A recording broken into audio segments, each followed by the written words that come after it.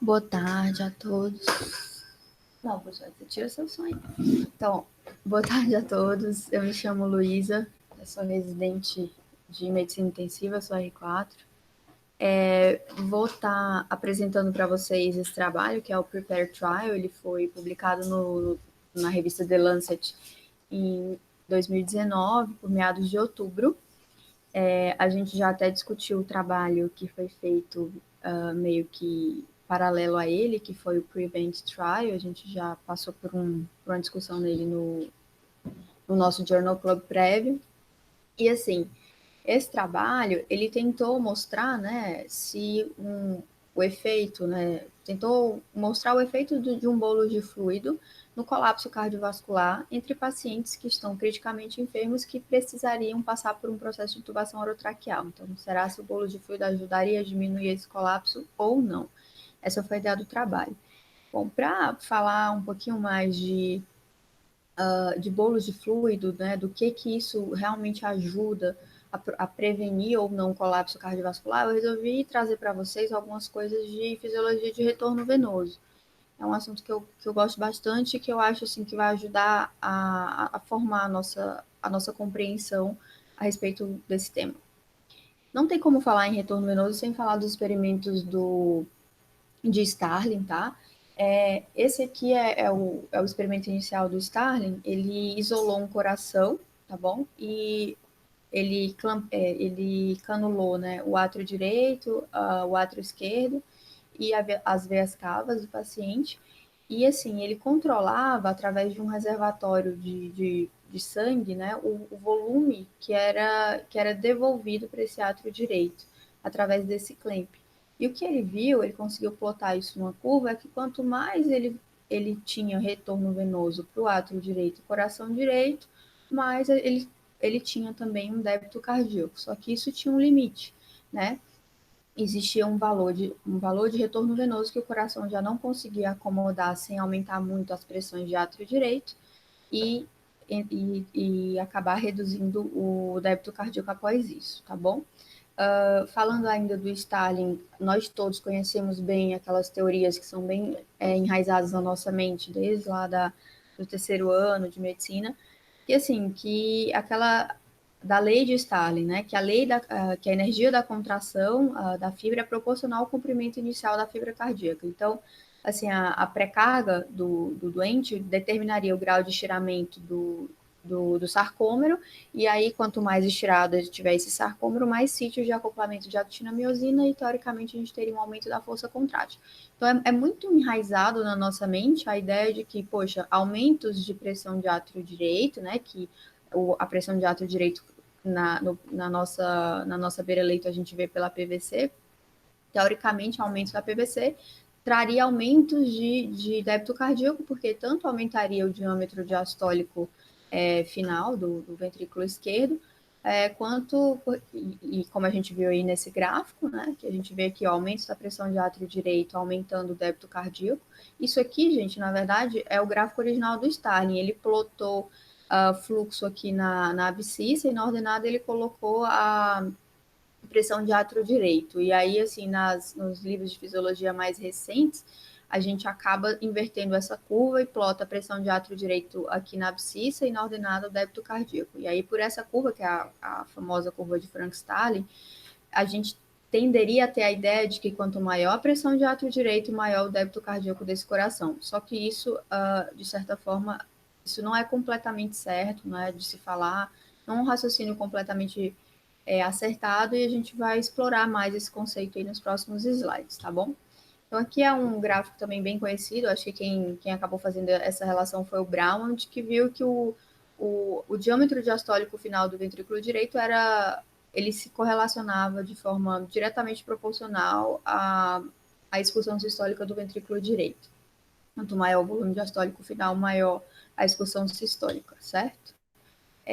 Para falar de retorno venoso, eu tenho que falar que, assim, bom, a gente tem o coração, ele só vai conseguir botar para frente o que ele recebe, certo?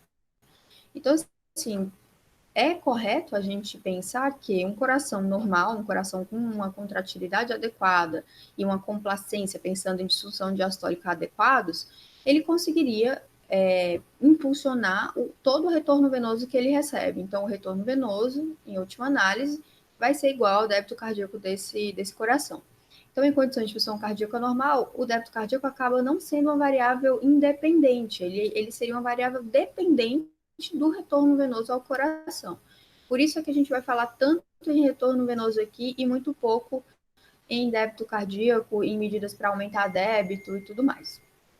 Um conceito que eu acho que é importante para vocês entenderem os conceitos que vão se seguir é que assim, o volume ele tende a distender a parede do vaso e ele vai gerar uma força de recolhimento. Então, o volume que estressa esse vaso, ele vai produzir uma pressão que vai gerar uma força de recolhimento e essa força de recolhimento vai ser um dos fatores que vai impulsionar o sangue adiante, né?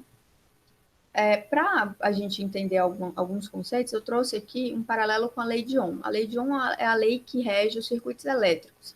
A gente tem uma fonte de tensão aqui, V, tá? Que vai produzir uma voltagem. E essa fonte de tensão, ela nada mais é do que um monte de elétron empilhado tentando se afastar um do outro, e isso produz pressão elétrica. Essa pressão, dependendo da resistência do circuito, vai produzir uma corrente. Então, quanto maior a resistência, menor a corrente, que a corrente nada mais é do que a quantidade de elétrons por tempo. Isso é na física elétrica, mas na hidrodinâmica a gente consegue fazer uma relação muito facilmente de que a pressão, né, que, enfim, a carga, a diferença, a tensão aqui também é um tipo de pressão, só que é uma pressão elétrica.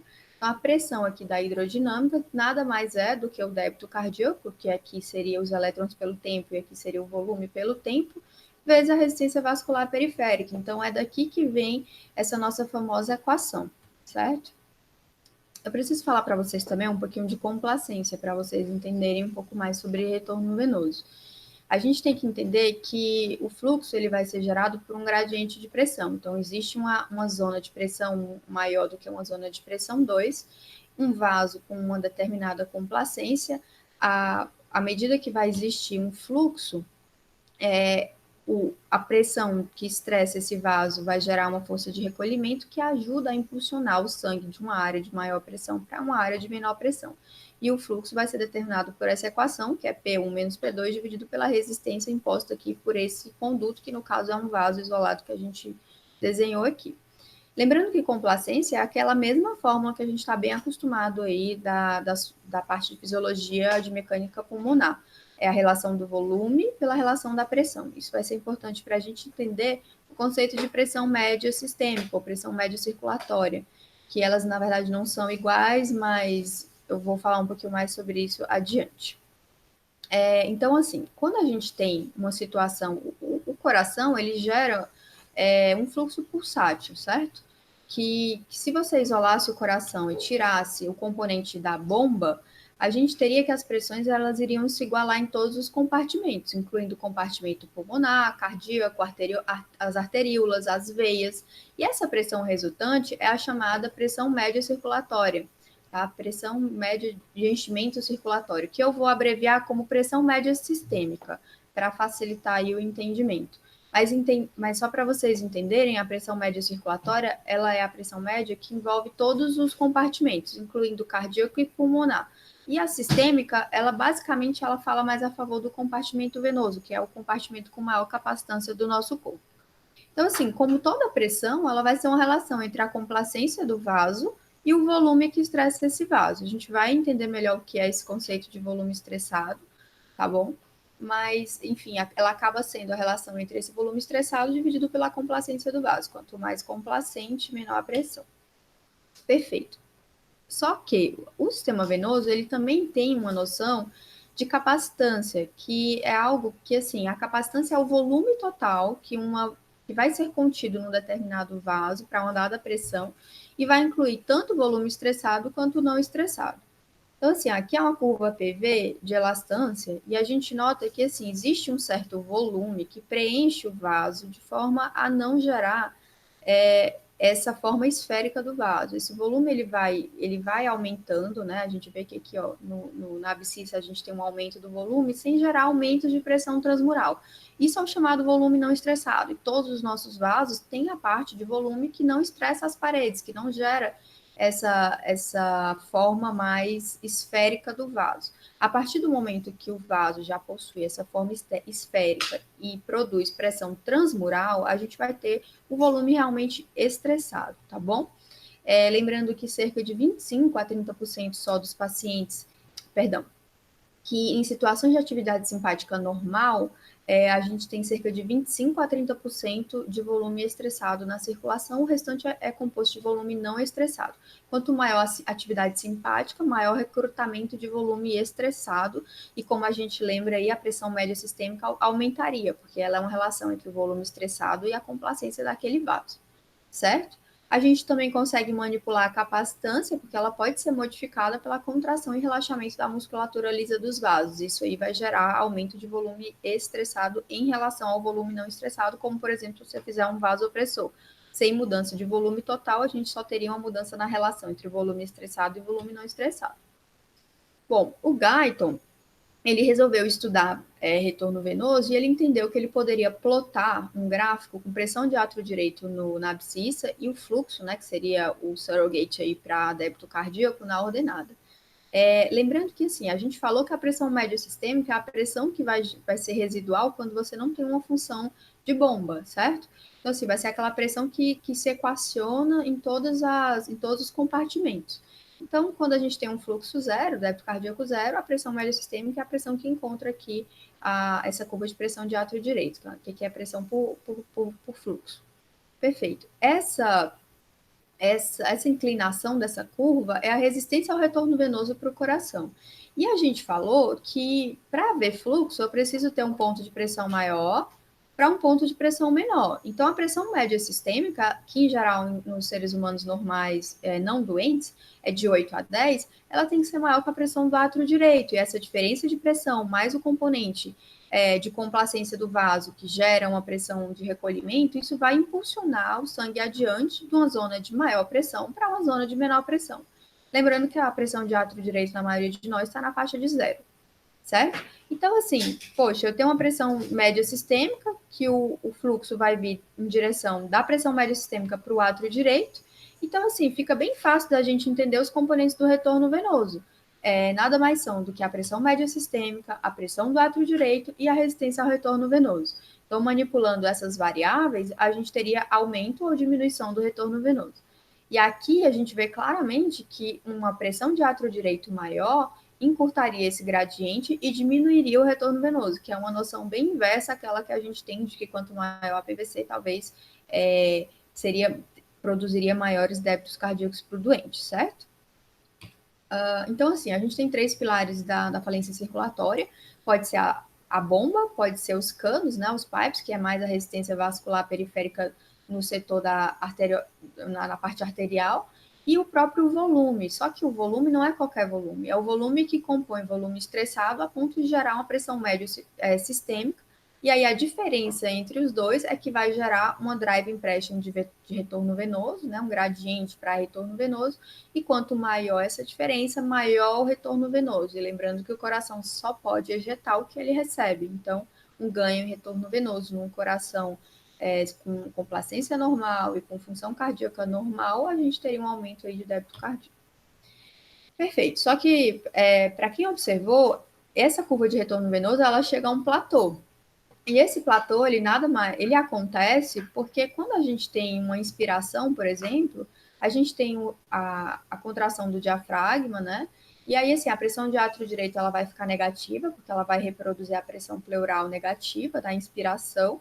E aí a gente vai ter momentos em que a própria veia cava inferior ela fica com a pressão inferior à pressão abdominal, que aumentou até por conta da contração aí do diafragma. Isso vai gerar um colabamento que não zera o fluxo de retorno venoso, mas que limita. E aí o momento que ele limita é o momento que a curva realmente gera aqui esse platô, certo? Então, né, nessa situação aqui, não adianta a gente manipular a pressão de átrio direito abaixo de zero. O coração, a função maior do coração para o retorno venoso não é gerar uma pressão sistólica alta, uma pressão de pulso X ou Y. Na verdade, é gerar reduções de pressão arterial, de pressão de átrio direito de forma que a pressão downstream, né, que é a pressão de saída, que é a pressão do átrio direito, seja o mínimo possível, mas não adianta ser menor do que zero, para poder aumentar o gradiente de retorno venoso. Uma vez que o retorno venoso, o limite tenha sido alcançado, o débito só vai poder ser aumentado se eu aumentar a pressão média sistêmica, que isso eu posso fazer por infusão de volume, que vai aumentar o volume total e talvez também o volume estressado, ou até por um vasopressor, que vai reduzir a capacitância e vai aumentar a razão de volume estressado em relação ao volume não estressado. Tá? A outra coisa seria a redução da resistência ao retorno venoso, que em geral o nosso organismo acaba manipulando por conta da atividade metabólica dos órgãos. Bom, aqui é uma curva que mostra só realmente que a gente precisa ter uma diferença de pressão. Então, ó, a função de retorno venoso ela acontece de um ponto de pressão média sistêmica maior do que a pressão de átrio direito, e isso vai ter a resistência ao retorno venoso, que vai definir qual que vai ser o fluxo aí de retorno venoso para esse coração. Tá? E aí a pressão média sistêmica vai depender tanto do volume estressado quanto da capacitância desse vaso. Aqui é uma demonstração daquilo que a gente estava falando, que você reduzir a pressão de átrio direito abaixo de zero não contribui muito mais para o teu débito cardíaco, porque você chegou no platô de retorno venoso e, como a gente comentou, o coração só consegue jogar para frente o que ele recebe, ele não vai produzir mais volume do nada, né? Bom, essa analogia, eu queria fazer uma analogia que é uma analogia da banheira. Isso aqui é para a gente entender que o retorno venoso ele não depende da função da bomba. Ele depende realmente do quanto que esse coração consegue produzir reduções de pressão de átrio direito. Porque se realmente é um coração pouco complacente ou com contratilidade, pós-carga aumentada, ele acaba aumentando a pressão de átrio direito, e aí essa pressão downstream, que é a pressão que teoricamente de saída, ela vai diminuir o gradiente para o retorno venoso e o retorno venoso reduz. Porém, não é por exemplo, aqui na analogia da banheira. A banheira é um sistema de alta complacência, certo? Porque eu preciso de um grande volume para gerar uma pressão, né? Uma coluna de pressão hidrostática. O nosso retorno venoso seria representado aqui por esse dreno. Então, assim, para eu ter vazão pelo dreno, não me importa a pressão da água aqui nessa torneira. Eu não quero saber qual que é a pressão. Eu preciso saber só se essa torneira está enchendo de forma rápida essa banheira a ponto de produzir uma coluna de água que vai gerar uma pressão hidrostática e que faz com que a gente tenha aqui uma vazão adequada. Só que assim, então assim, a pressão arterial sistêmica não é o maior determinante. E essa coluna de pressão hidrostática, ela seria a pressão média sistêmica. Então, lembrando que assim, o coração, um volume sistólico é 50 ml. Num sistema ultracomplacente, como essa banheira, que no caso é a capacitância das veias, a gente, 50 ml colocando aqui, não acrescenta quase nada em pressão média sistêmica. Então, não é a contratilidade cardíaca que vai contribuir para o aumento da pressão média sistêmica, e sim outros fatores que a gente vai comentar, tá bom? E aí, outra coisa para comentar é que, assim, da mesma forma como se você encher a banheira e começar a derramar, isso não vai acrescentar mais coluna de água aqui, não adianta você exceder a capacidade de retorno venoso, porque você vai gerar o famoso efeito aí do boneco da Michelin, né? A gente vai ter só congestão e efeitos colaterais aí da infusão de fluidos. Bom, aqui é uma curva que consegue plotar, porque assim, como a curva de Frank-Starling e a curva de retorno venoso, elas são compostas pelas mesmas variáveis, tanto na abscissa quanto na ordenada, a gente consegue plotar uma em cima da outra. E o Guyton, ele fez uma análise de que o ponto que elas se encontram seria o ponto mais fidedigno de pressão de átrio direito e representativo do débito cardíaco efetivo daquele paciente para aquele momento. Perfeito. Então, assim, para uma dada função cardíaca, isso aqui é a curva de função cardíaca e ela depende da contratilidade e da pós-carga. Então, se eu tenho mais contratilidade e menos pós-carga, eu tenho um desvio dessa curva para cima e para a esquerda. Se eu tenho menos contratilidade e mais pós-carga, eu tenho um desvio para baixo e para a direita. E se eu tenho só redução da complacência, que é uma disfunção diastólica pura, eu tenho apenas um desvio aqui para a direita da curva, que gera aumentos de pressão arterial sem grandes aumentos de débito cardíaco. Então, perfeito, eu tenho um paciente aqui com a função cardíaca X e eu tenho uma curva de retorno venoso. Se eu consigo aumentar o retorno venoso desse doente, como essa outra curva que eu plotei, na qual eu aumentei a pressão média sistêmica, sem grandes aumentos de pressão de átrio direito, eu vou ter um aumento do débito cardíaco. essa é a ideia de você fazer bolo de fluido no doente. É num doente que está talvez vasodepletado, você aumentar o retorno venoso dele num coração que funciona e que não vai aumentar as pressões de átrio direito, e aí eu conseguiria aumentar o volume estressado e aumentar de fato o débito cardíaco do doente. Então, o que é necessário para um paciente ser responsivo a um bolo de fluido? Eu preciso aumentar o volume estressado, eu preciso aumentar a pressão média sistêmica do doente, que está representado aqui, ó, a mesma, parecido com a curva que a gente mostrou, sem grandes aumentos de pressão de átrio direito, certo? Então, o gradiente é que importa. Não adianta aumentar só a pressão média sistêmica e isso aumentando muito a PVC, porque aí o gradiente não aumenta e o paciente não tem aumento de débito cardíaco. E para isso, é por isso que a gente tem essa noção de que o paciente tem que estar na porção ascendente da curva de Frank-Starling, porque só nessa porção ascendente a gente tem aumento de pressão média sistêmica sem desacompanhado de aumentos de pressão de átrio direito. Quando o paciente tem esse platô aqui, ele começa a aumentar muito as pressões de enchimento, e aí a gente não tem aumento do gradiente efetivo de retorno venoso, certo? E aí por isso que o paciente não pode ter disfunção diastólica. Aqui é uma curva de. Aqui é uma demonstração do ciclo cardíaco normal. A gente tem aqui a curva de elastância final na diástole do ventrículo esquerdo. A gente nota que no final durante a diástole, o ventrículo ele tem uma complacência bem aumentada, a ponto de que grandes aumentos de volume não vão gerar grandes aumentos de pressão. Perfeito. Então, assim, ó, um coração normal, aqui a gente tem a diástole, aqui a gente tem a fase de contração isovolumétrica, aqui a gente tem a ejeção, a sístole, isso vai gerar a pressão de pulso do doente, né, pela pressão sistólica máxima. E aí a gente tem aqui a curva final que vai marcar o relaxamento isovolumétrico e vai devolver o doente para a fase da diástole. Perfeito. Se eu tenho um aumento do volume, certo? Aqui numa complacência normal de ventrículo, numa função normal, você nota que aqui é o volume diastólico final, aqui é o volume sistólico final. Então, a diferença entre os dois vai ser o volume sistólico desse paciente. Se eu aumentei o volume sem grandes aumentos de pressão, eu consigo aumentar o volume sistólico desse doente. Daí vem aquela ideia do Starling. Ah, poxa, então se eu aumentar o volume, eu consigo ter mais acoplamento à actina-miosina, contrai melhor, aumento de volume sistólico. Perfeito. Só que isso não vale para um coração com a complacência reduzida, né? A gente tem quando o coração está com a complacência reduzida, a gente tem essa curva sendo jogada para cima.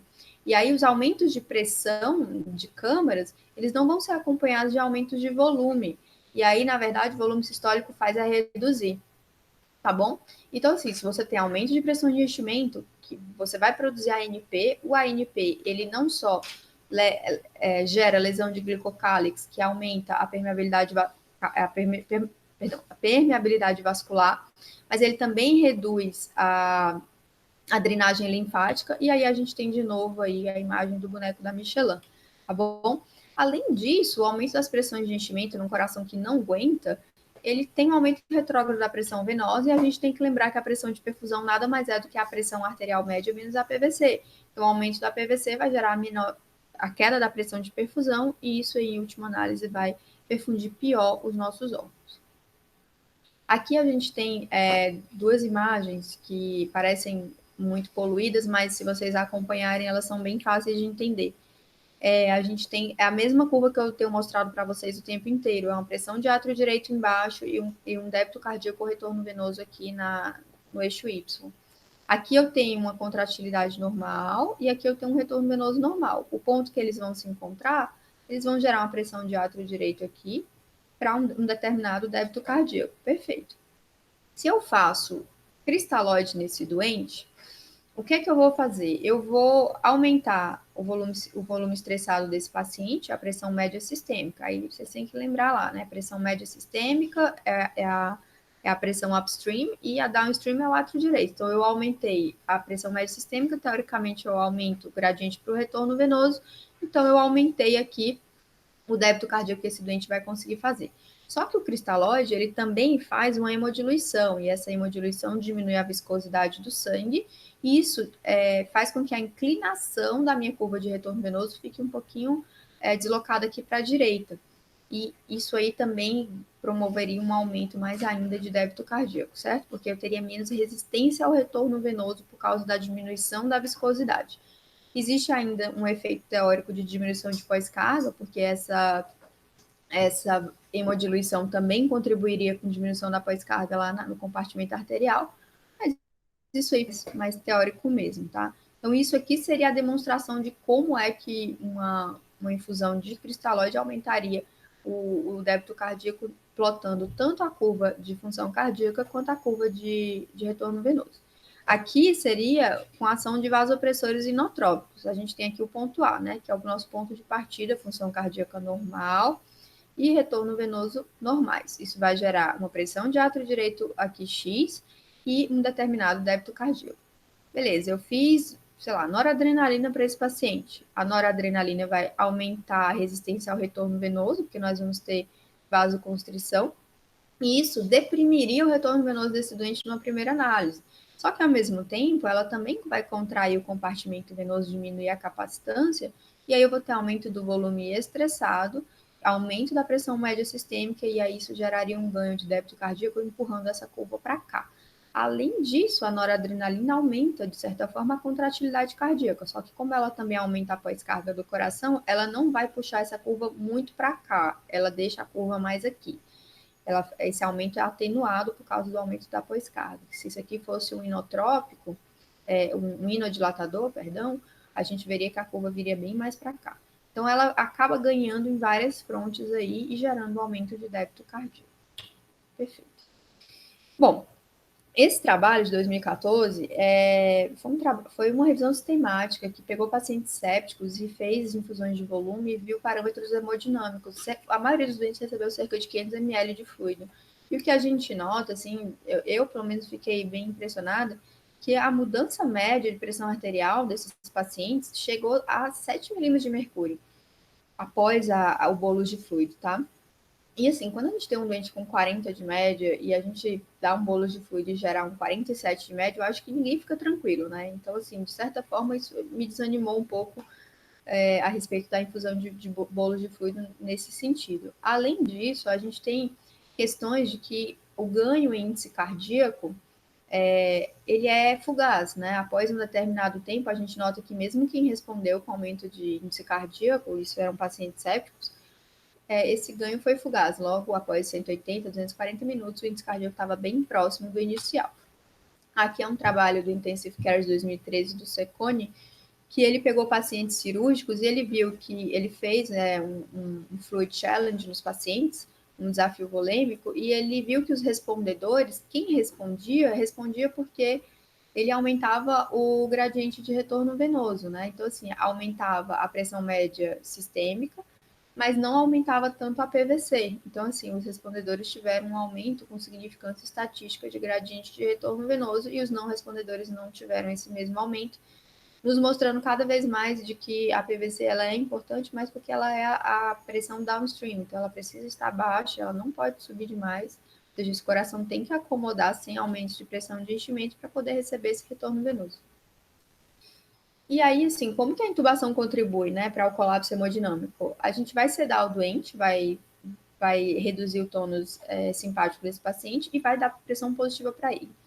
Então, tudo isso vai gerar diminuição da resistência vascular periférica e vai diminuir o volume estressado.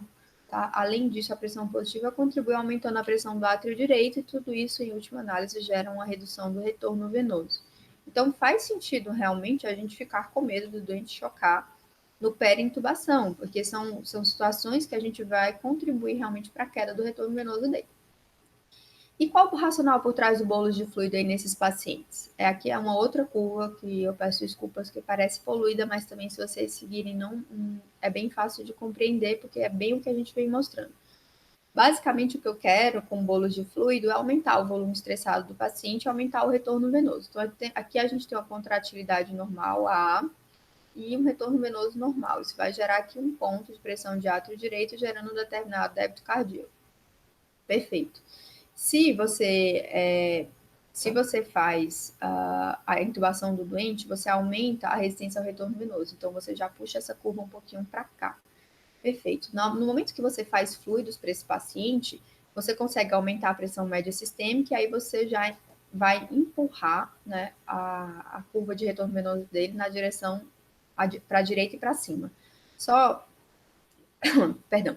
Só que ao mesmo tempo eu estou aumentando eu estou aumentando a pós-carga desse doente. Então, no final das contas, mesmo que eu faça fluido para o doente, o fato de eu ter uma pressão positiva, que aumenta a resistência ao retorno venoso e aumenta a pós-carga desse coração, vai diminuir, já traz a pressão, que antes era um débito cardíaco A para um débito cardíaco D, que na verdade é menor, tá bom?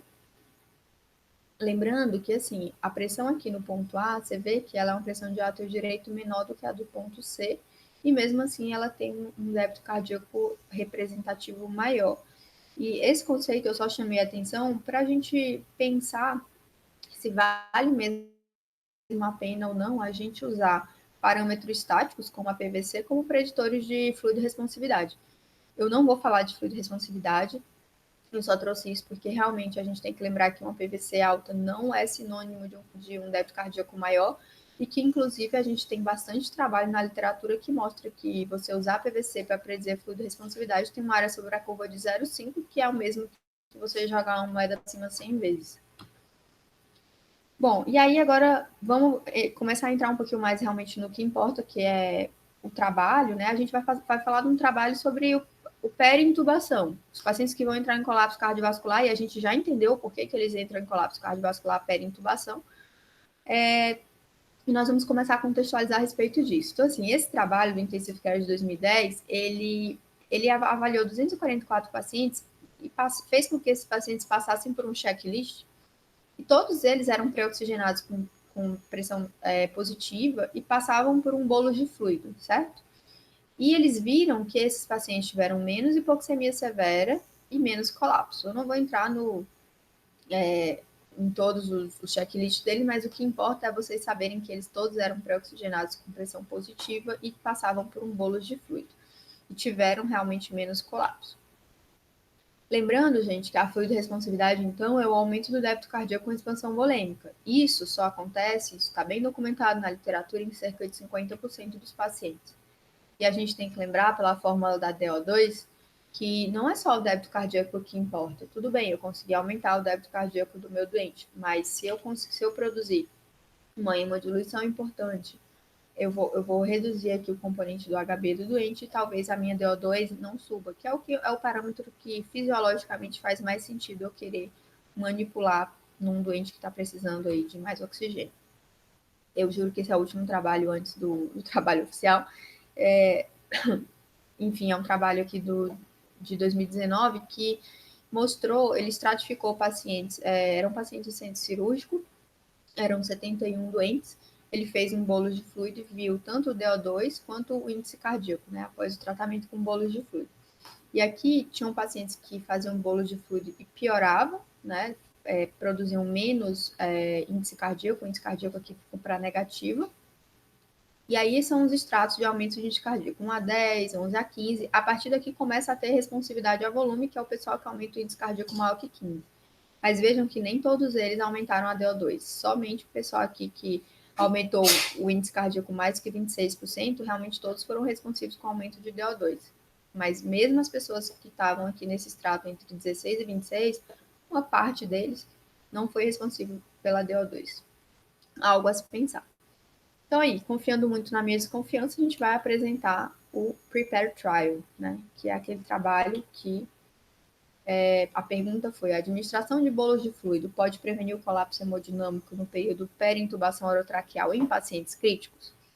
Foi um trabalho randomizado, controlado, multicêntrico, foi um trabalho pragmático e não cego. Tá? Ele foi casado com o Prevent Trial, que já foi discutido em outro Journal Club.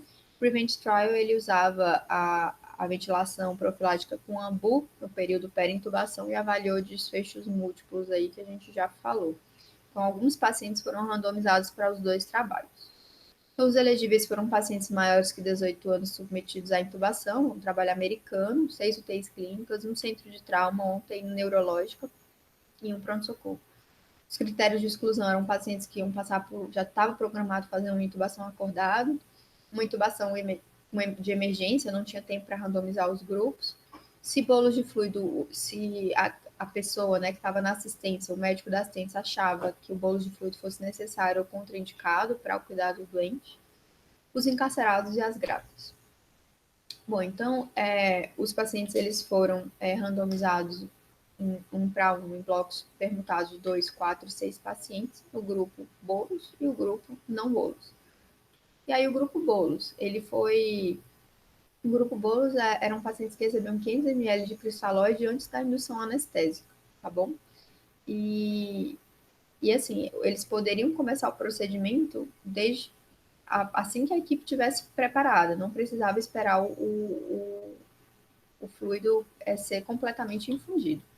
E o grupo não bolos era contraindicado o bolo de fluido até 2 minutos após a intubação orotraqueal, que eles consideraram como um momento mais crítico, tá bom? Mas esses pacientes poderiam continuar recebendo fluidos EV que já estivessem correndo,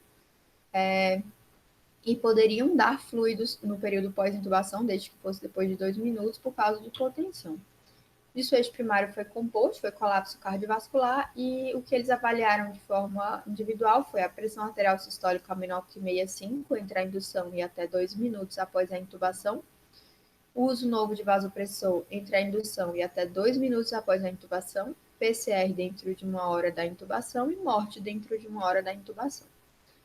Foram vários desfechos secundários, inclusive eles olharam cada componente do desfecho composto primário, avaliaram ainda o uso adicional de fluidos, a menor pressão sistólica entre a indução e até 2 minutos após a intubação, a variação da pressão sistólica, número de tentativas para intubação, dias livres de ventilação mecânica, foram vários desfechos, a gente vai ver depois. Bom, na análise estatística, eles esperaram 15% de colapso no grupo de bolos de fluido versus 25% no grupo que não recebeu o bolo de fluido. Então, era uma redução de risco relativa esperada de 40%.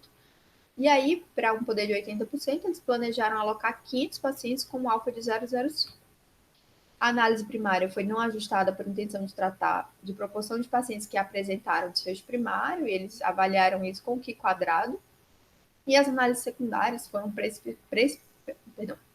especificadas, incluiriam avaliação para heterogeneidade de efeito de tratamento por covariáveis de base.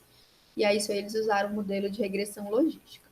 E aí, os grupos que eles pré-especificaram, dizendo que poderiam modificar o impacto fisiológico do bolo de fluido, foram os pacientes que estavam recebendo vasopressor, que tinham como que era a fração de injeção de base dos doentes, se tinham diagnóstico de choque séptico, se tinha um IC, um diagnóstico de IC de base, por aí vai. Perfeito. Então, continuando na análise estatística, a gente tem que foi planejada uma análise interina para avaliação tanto de eficácia quanto de futilidade, 30 dias após randomizarem 250 pacientes.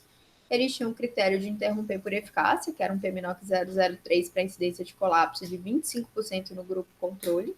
E aí, para isso, a redução do risco relativo seria maior que 58%.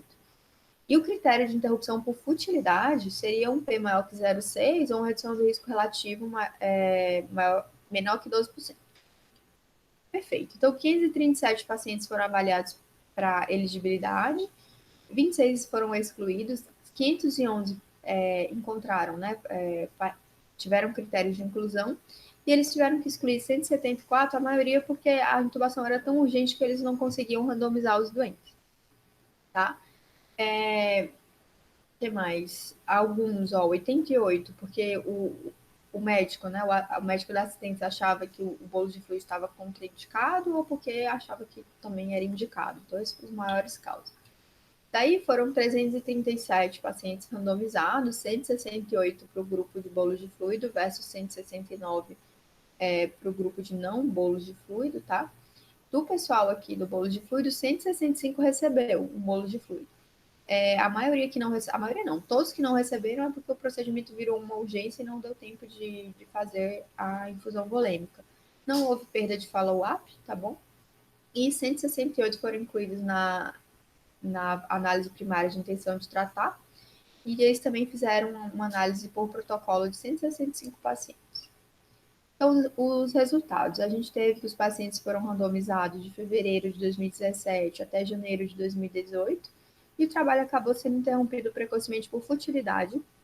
A média de volume administrado foi de 200 ml no grupo de bolos, então, assim, administrado antes da indução, né?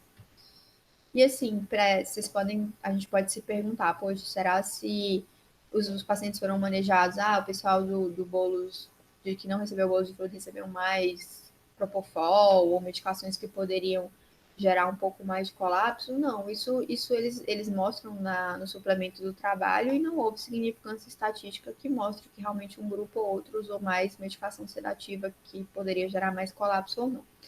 A maioria dos doentes recebeu o bloqueador neuromuscular, então foi intubação de sequência rápida na grande maioria dos pacientes e todos, né, quase todo mundo acho que pré-oxigenou. E assim, o nível de experiência do operador de via aérea, a maioria eram pacientes, eram fellows, né, de terapia intensiva ou de pneumo. Alguns também eram residentes de anestesia. Perfeito. Aqui a gente tem a tabela 1 do trabalho, a gente vê que o Apache 2 era 21 no grupo de fluido bolos e 20 de quem não recebeu bolos de fluido. Os grupos, eles são meio que homogêneos, assim, a maior causa de indicação da intubação foi falência respiratória hipoxêmica, mas também a alteração do estado mental foi uma causa importante. Houveram pacientes que foram intubados para facilitar um determinado outro procedimento, seja uma endoscopia, isso a gente não tem acesso. E aí, assim, cerca de 17%, isso foi igual nos dois grupos, recebeu vasopressor 6 horas antes da intubação. A fração de injeção de base desses doentes era na faixa de 55%. Cerca de 26% dos pacientes recebeu ventilação não invasiva 6 horas antes da intubação. E assim, a pressão sistólica desses doentes 6 horas antes da intubação era de 100 milímetros de mercúrio, não eram pacientes tão hipotensos assim. Essa figura bonita é a figura que fala da análise do desfecho primário, que é o colapso cardiovascular. A gente teve colapso de 18% no grupo que não recebeu bolos de fluido versus 20% em quem recebeu bolos de fluido. E como vocês podem ver, foi bem parecido entre os grupos, e na verdade houve uma tendência de que quem recebeu bolos de fluido teve mais colapso do que quem não recebeu, só que obviamente isso não teve significância estatística. Aqui a gente tem a tabela do desfecho primário, realmente mais descritiva, mostrando aqui que 33 pacientes do grupo bolos de fluido tiveram colapso cardiovascular, definidos por esses componentes, né, que a gente já falou, versus 18% do grupo que não recebeu bolos de fluido, né, 31 pacientes, certo? Então, nenhum dos desfechos houve significância estatística, diferença entre os grupos, e, assim, a redução da pressão sistólica entre a indução e até 2 minutos após a intubação, foi até maior em quem recebeu bolos de fluido do que quem não recebeu. E aí todo aquele background que a gente falou de fisiologia de retorno venoso se aplica aqui para a gente entender o porquê que alguns pacientes, na verdade, fazem piorar, né? Podem gerar queda de pressão arterial após um bolo de fluido, certo? Os desfechos exploratórios aqui de dias livres de ventilação, de dias livres de UTI e de mortalidade hospitalar não foram diferentes entre os grupos. Os desfechos de segurança, que são como, por exemplo, a menor saturação entre 6 e 24 horas, a fração expiratória máxima de oxigênio, a PIP máxima, até mesmo a dose cumulativa de diurético não foram diferentes entre os grupos. E mesmo o uso cumulativo de administração de fluido intravenoso não foi diferente entre os grupos, até foi bem parecido, 2.061, né, que é 2 litros e 60 ml no grupo de bolos de fluido versus 2 litros e 36 ml no grupo não bolos de fluido. Essa tabela 4, ela nos traz a informação assim, de que realmente quem tem colapso cardiovascular performa pior. Então, é algo que a gente deve tentar prevenir nos nossos pacientes, porque quem tem colapso cardiovascular durante a intubação tem menos dias livres de intubação, menos dias livres de UTI, menos dias livres de ventilação e tem uma mortalidade hospitalar maior. Aqui eles trouxeram para a gente uma análise de subgrupo que até traz algumas informações, mas enfim, é uma análise de subgrupo, é coisas a mais formar hipótese do que trazer alguma informação meio categórica. Os pacientes que foram pré-oxigenados com ventilação não invasiva, parece que o bolo de fluido foi protetor, teve um P significativo de 0,03, tá?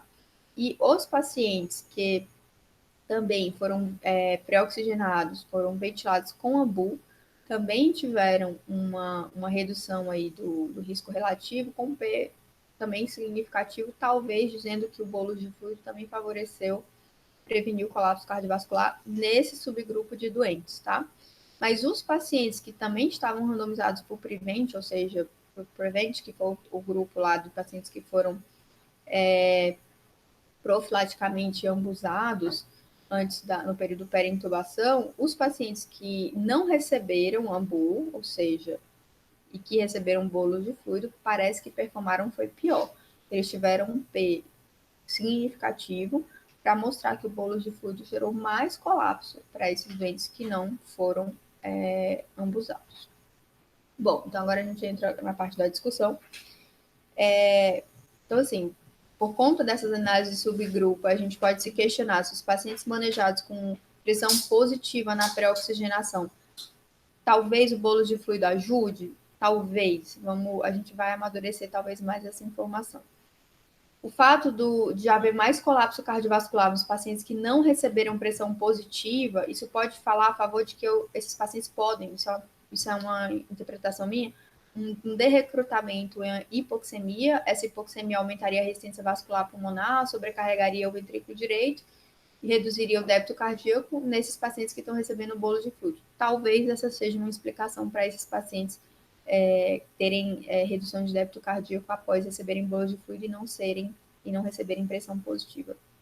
Pontos positivos do trabalho: um trabalho randomizado, pragmático, isso pode gerar generalização, e ele foi realmente pragmático. Eles não esperaram uns 500 ml de salina entrar, ou sei lá qual for o cristalóide que estivesse sendo usado, como a gente faz na nossa prática clínica, porque ninguém vai esperar os 500 ml para poder entubar um doente que está pronto para ser entubado, né? Então, eles realmente, a média de volume foi de 200 ml aí, antes da indução. As fraquezas é que foi um trabalho não cego, desculpa, e que, então, era autorizado o uso de droga vasoativa. A gente viu lá na tabela 1 que 20% dos pacientes estavam usando droga vasoativa, a gente não sabe como essa droga foi manuseada. E que o trabalho foi interrompido precocemente, então houve uma redução do poder para encontrar a diferença. Sobre uma crítica que pode se fazer de que esses 200 ml não vai estressar o suficiente a pressão média sistêmica a ponto de gerar um aumento de retorno venoso, eu trouxe esse trabalho aqui de 2016, acho que é do CCM mesmo. E que, assim, eles viram que 4 ml por quilo já conseguia estressar o sistema de forma eficaz a ponto de, com um P significativo em relação a 1 ml por quilo, para gerar aumento de pressão média sistêmica e isso gerar um gradiente de retorno venoso. Então, teoricamente, aí entre talvez 250 e 300 ml para a maioria dos doentes seria suficiente, sim, para gerar aumento de pressão média sistêmica, e esse não seria um problema. Então, assim, eu já estou tomando a liberdade de falar as minhas conclusões, professor. Para mim, faz mais sentido o uso do vasopressor nessa situação, porque o vasopressor tem algumas, na minha impressão, tá, gente, tem algumas vantagens, né? Que ele não só traz um aumento da resistência vascular periférica, mas ele reduz a capacitância de compartimentos venosos, como o splanchnic, o cutâneo, e aumenta o volume estressado, mas ele também gera incremento de função cardíaca. Então, como aqueles vários gráficos que eu mostrei para vocês, a gente tem um ganho em várias frentes. O efeito do vasopressor ele é mais eficaz, vamos ser justos, ele é mais rápido, ele é mais previsível que o bolo de fluido, ele é mais titulável. Então, assim, sinceramente, a minha impressão após estudar bastante isso de retorno venoso, de fluido responsividade, é de que, especialmente nesse contexto aqui de intubação, talvez o vasopressor me faça mais sentido. Lembrando que existe o lado negro, né, da administração de fluidos, que tem todas essas consequências. Eu não vou citar para não alongar muito mais, abrir aí para o pessoal comentar. Então, assim, na minha impressão, eu acho que existem muitas limitações com o uso de fluido. O balanço positivo ele está associado a efeitos adversos em pacientes críticos e acaba que pode ser que a sobrecarga hídrica seja danosa para o doente. Acho que era isso que eu queria trazer. Obrigada aí a todos.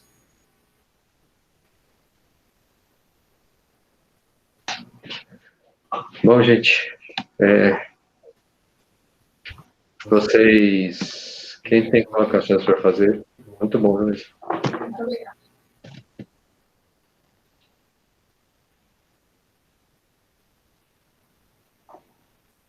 Eu não vou ouvindo você. Peraí, deixa eu ver o volume aqui. Eu acho que não tem ninguém com o microfone ligado. Né?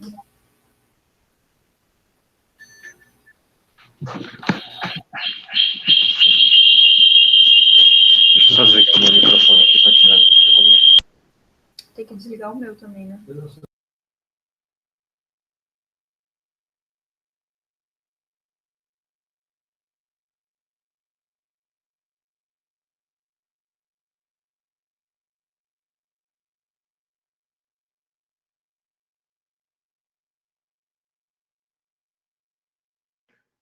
Bom, gente, e aí?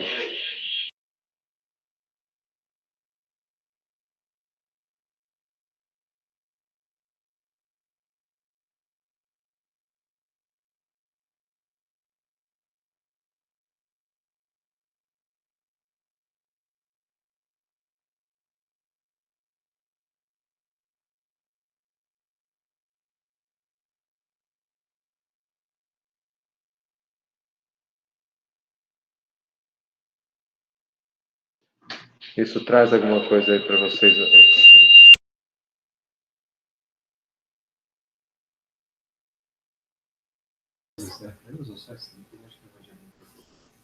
Então vamos, pessoal. Fica aqui.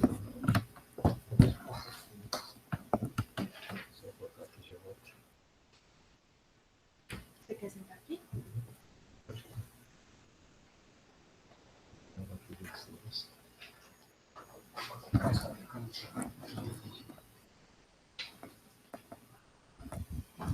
Bom, gente, isso aí muda muito o que vocês fazem à beira-leita.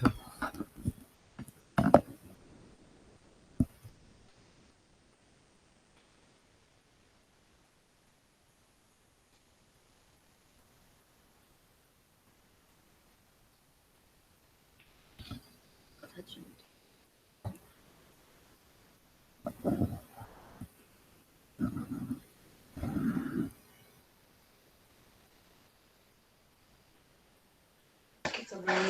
Alô? Fala, Pedro. Ah, professor, acho que não muda muito. Só um instantinho. Pô, tira o som aí, Vitor. Em primeiro lugar, parabéns, Lu. Aula muito boa. E toda a revisão também. Eu acho que não muda muito o que a gente já faz à beira-leito. Acho que eu concordo com a conclusão da Luísa no final. Acho que se quer fazer alguma coisa, não tem por que não fazer vasopressor, pensando se você tiver realmente com medo de uma intercorrência no pera-intubação.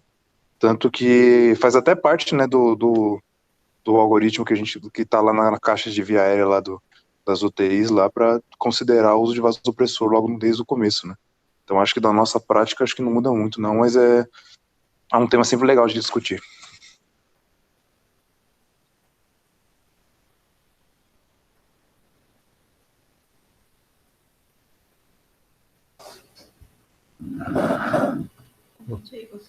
E por que vocês acham que, do ponto de vista fisiológico, com tudo que a Luísa apresentou, o fluido foge um pouco da compensação fisiológica, entre aspas, né?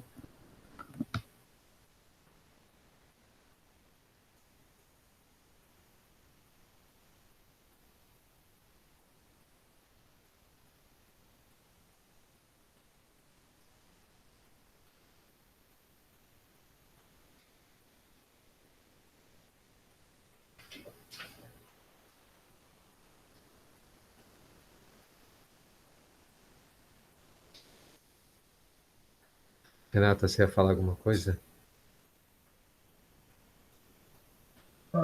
Não, professor, ia falar mais ou menos o que o Pedro já colocou. Tá bom. E diga uma coisa, vocês acham assim, 15 e 20% de colapso cardiovascular ali, 20% nesse estudo. Vocês acham isso muito pouco? Vale a pena estar já armado para toda a intubação, tá pronto para talvez precisar de algum vasopressor? Posicionamento do doente.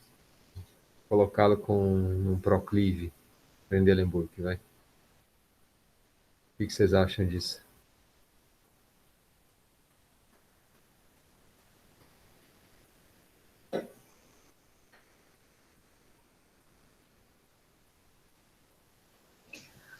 Oi, professora. Eu acho que depende bastante de quem é o paciente, qual que é o estado do paciente e a circunstância da intubação.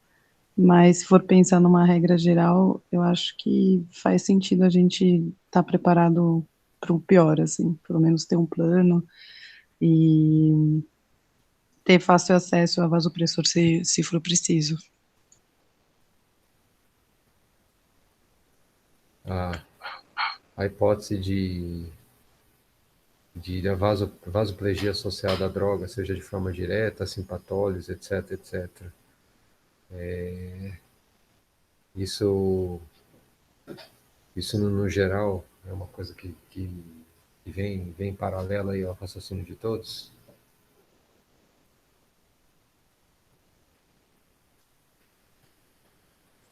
Professor, eu acho que sim.